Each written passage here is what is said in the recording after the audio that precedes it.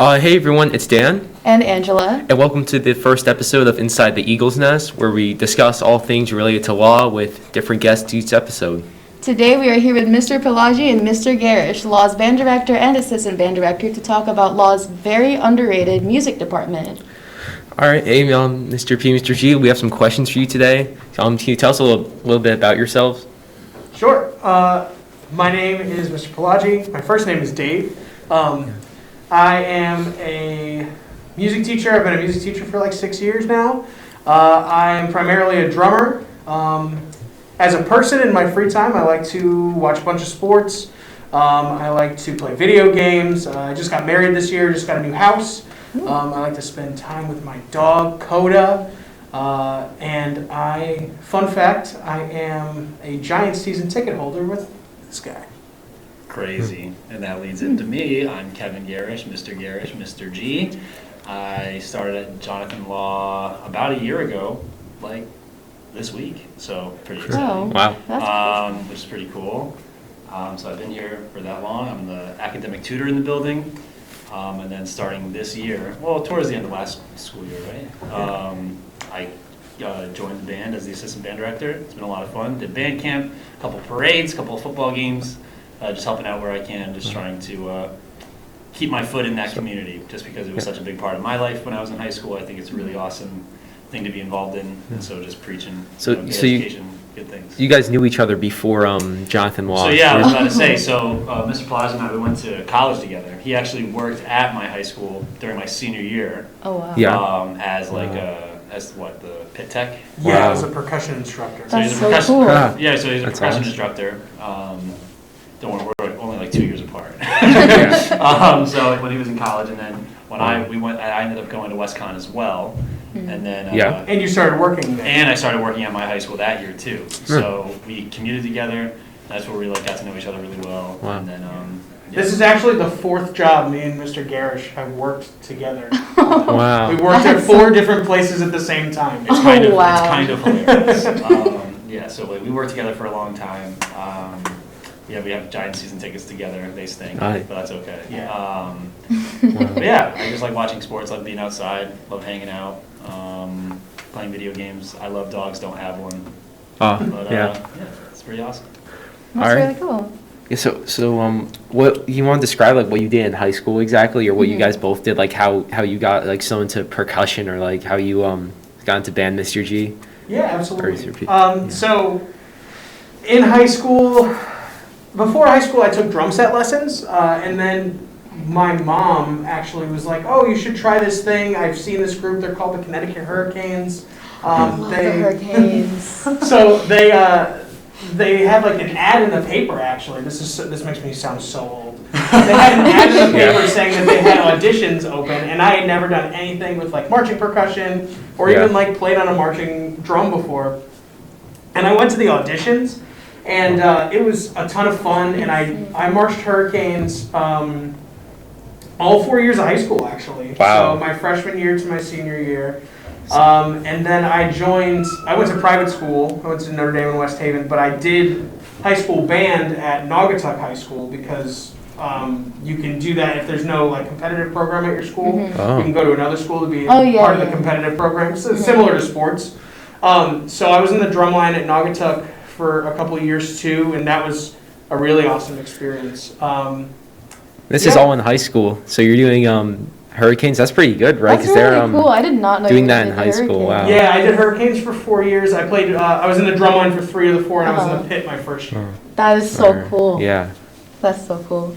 For me, when I was in 3rd grade, like that was like the first time I ever like spoke up to my parents, like, "Hey, could I like do orchestra?" And they were like, "Yeah, that's cool." And so I ended up doing orchestra in elementary school for a few years. But I have an older brother who's 3 years older than I am.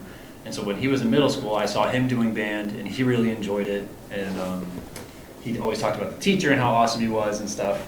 This is in Norwalk at West Rocks Middle School. Jeff Belagamba. Jeff Belagamba, Oh, Mr. wow. B.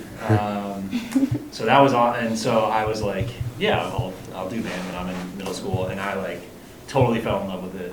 Played alto saxophone 1 year, played bari sax from 7th grade through the end of high school. And Norwalk I went to Norwalk High School.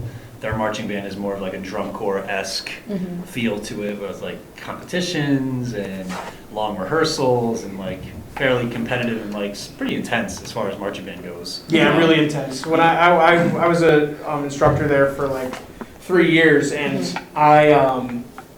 we had like 3 to 4 rehearsals after school every week for like 3 to 4 hours, and then Saturdays all day. So it was really intense. Yeah, so like Saturdays, if we didn't have a show, we would show up at 9, go 9 to noon, and then probably go 1 to 4, call it a day. If we did have a show, we'd get there again 9 to noon, morning block, then maybe have like 1 to 3 rehearsal, then we'd get on the buses, go to a competition, probably not get home till midnight, 1 a.m., something like that. So it was literally like over 12-hour Saturdads.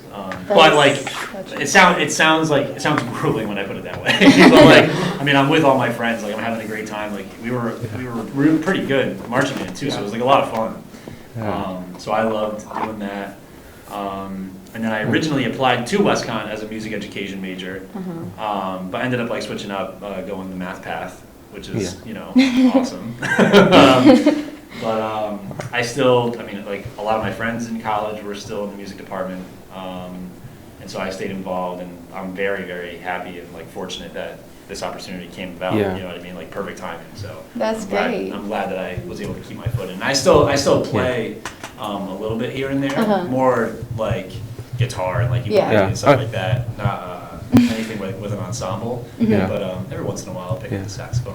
I know you weren't here for like all you're here for a year, but Mr. P, how like you've been here for like since I remember I had you my sophomore year when you came. So how do you think what do you think about like our band here? Like, have you seen like any like improvement changing since you got here? Like, absolutely. I think the biggest improvement that we made is like the culture change that we've done. Like, I think you could speak to that a lot too, Dan.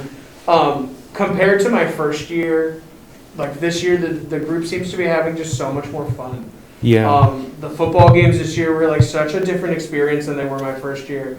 During my first year, like a lot of the students were very timid, and like in the stands, it wasn't like a time that was, the kids weren't cheering. It didn't really feel like they were a part of the game. But this year, I don't know if it was the new uniforms or it's just it's the students or it's a mixture of everything. But there just seems to be this like revitalized energy, and the program has a lot of pride. Yeah, definitely. Yeah, and like I'm really happy with the students being able to have a memorable experience is the most like important thing to me. So them having fun at these events and creating these memories with each other is awesome. And we've gotten better musically, of course, too, since my first year. But I think culturally is the most important that we've, most important thing we've changed. So do you think like law should have like a competition like band? Because we have a competitive color guard, but I know band also used to compete. It's just when they had the other band director, he did not like color guard and competing. So like I'm so glad that you're here now, because do you think that there should be like a competition band, like, or like something with foreign, or I mean, I think it's a complicated question. There's a huge financial backing that goes behind a lot of competitive bands. If you think about a lot of the programs that have successful competitive bands, a lot of the time they have more than one band director at the school, or there's like a huge financial backing from the district. It costs like probably upwards of 6 figures to run a competitive marching band, between the travel, and if you're actually gonna you want to compete to win, you have to buy new uniforms every couple of years. You have to buy new drums every couple of years. You have to make sure you have the best equipment. You have to get sound equipment. So like to start a competitive marching band with the way that things work competitively now, it would probably cost, I don't know, like $200,000 between the sound equipment, and we would need a full staff. Right now our staff is me and Mr. Garrish, and we have Mr. Nuno too, who's here during the day, but like if we were to have a competitive staff, we'd need at least one percussion instructor, at least one woodwind instructor, at least one brass instructor, a visual person. We have to pay someone to write the drill. So it's a lot more complicated than just like, should it be there? I see a lot of merits to it, but there's a ton of other stuff behind the scenes that goes into having a competitive program. And not to mention the buy-in from the students. Like, I was just about to say, so like I said, like I was a part of a competitive marching band, so were you, like growing up and stuff. But when I was in high school, I had to sell $300 worth of ads or pay $300 basically. Wow. We were responsible for $300 to be in band basically, which is nuts. Like that's a lot of money. Crazy. Like being 16, not really having the concept. It was kind of just like, oh, okay, like this is what it is, and like money is not real because I'm 16 years old and I don't get it. But like now, seeing that, that's like insane. Like that's that's a lot so of much crazy. money, and you're right. I mean, with all the instructors, it's literally just Uh-huh. us. But I mean, we had what 7 percussion we had instructors. probably we had 20 instructors. we had 3 visuals. We had 2 woodwinds, 2 brass. Wow. We had Between the color guard and the band, we probably had at Norwalk like the size of our band worth of instructors. it was nuts. And, Wow. I mean, not to mention, I mean, yeah, I remember competing against Jonathan Law. I remember going to competitions at Jonathan Law, like in high school. It's like Wow. nuts. That's awesome. That is crazy. But yeah, it's very different. And plus, I mean, it's like competition in the arts is very weird. You know what I mean? It's like that shouldn't necessarily be the goal. I think the goal is really to be, if you want to be competitive, be self-competitive. Like you want to be as best as you can, the best you can be. It is nice to see other high schools and stuff like that, and like be able to compare yourselves to them. But it's also, I think it's very beneficial to kind of get yourself to be the best, and not necessarily be competitive. To kind of just like, here we go. Yeah. Oh yeah, totally. There's so much that goes into it besides the financials too. Like there's a whole that's a whole nother culture that we would have to build here if we were to think of some kind of competitive program. Yeah, and that We would mindset. it would be very hard for students to do band and a sport if we had a competitive group, because That's we true. would have to have like at least 3 rehearsals a week for 3 hours each Yep. Yeah. outside of school. When I was in high school, my band director, by my senior year, there were so many issues. He was like, "If you're going to do marching band, you cannot do a fall sport." So we like Wow. a lot of kids had to make that choice. So like a bunch of my friends like ended up doing soccer or cross country. I did Yeah. cross country my freshman year, and like I failed. In my freshman year, I mean, I turned it around and everything like that, but it was a really big commitment. It was a lot. Wow. So it's essentially become somewhat of a sport. Yeah, Literally, for sure. like it's. I mean, the outside perspective being if someone's not in band, it's like, oh, marching band, whatever's, you know what I Yeah. mean? But it's very time consuming. I would say I more time agree. consuming than most sports. In I other parts of agree. the country, like I do my grad school work at Texas Tech. So I have a lot of colleagues in Texas, and I've had a lot of these conversations with them, talking about what are the benefits of a competitive program versus the benefits of a non-competitive program. And it's very similar to what we're talking about, but in Texas, like they have a totally different view on it. Football is king down in Texas. So every school has the financial backing, mostly every school, I don't put a block on it, but they have a lot more financial backing. Like in Connecticut, I'm the band director here, I'm also the orchestra director. In Texas, a high school our size would have probably 3 or 4 just band directors. Wow. And that's all they would do. Like there would be a headband director, and then there would be a percussion person, a woodwind person, and a brass person, and then each of those people would do different things. Where here, I'm doing everything, Yeah. and thinking like I'm only one person. And Yeah. down there, it's just such a big, different culture. It's expected that it's a part of the school. Where here, it's there's like what 10, 12 serious marching programs in the state. Yeah. I don't even know anymore. And I remember you talking about that over the summer. How like there was one classmate you had that literally just taught the clarinets. Yeah. And they were staffed at the school during the day at all times. Like it wasn't like at my high school. Wow. We had I was the visual instructor, so I would go there for 3 hours on like Monday, Tuesday, Friday. But these people are there at all times, like all 3 band directors. and She stuff. was a full-time teacher, and her duties were she taught the clarinet class, and she was in charge of the uniforms. Oh. So it's That's it. totally different. So like obviously that wouldn't necessarily be the standard to look up to if this was going to be something competitive. But it's just it's interesting to see the different like you said, the culture around the country. Yeah. You know. All right.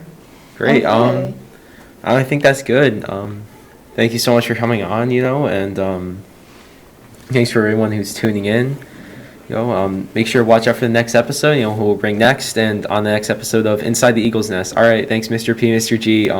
Bye, everybody. See you later. See you guys. Hey, if you guys need help on your math homework, let me know. I'm Mr. Yeah. G. This is Mr. G.